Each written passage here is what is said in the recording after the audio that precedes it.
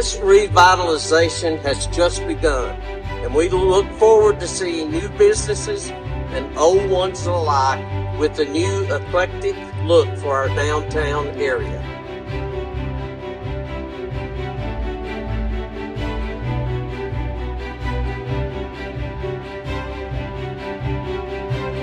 I've always loved Cherryville, and it's always been my hometown, even though I've been mayor of a couple other towns and state senator representing Wake County and all, but Cherryville has always been a special place in my heart.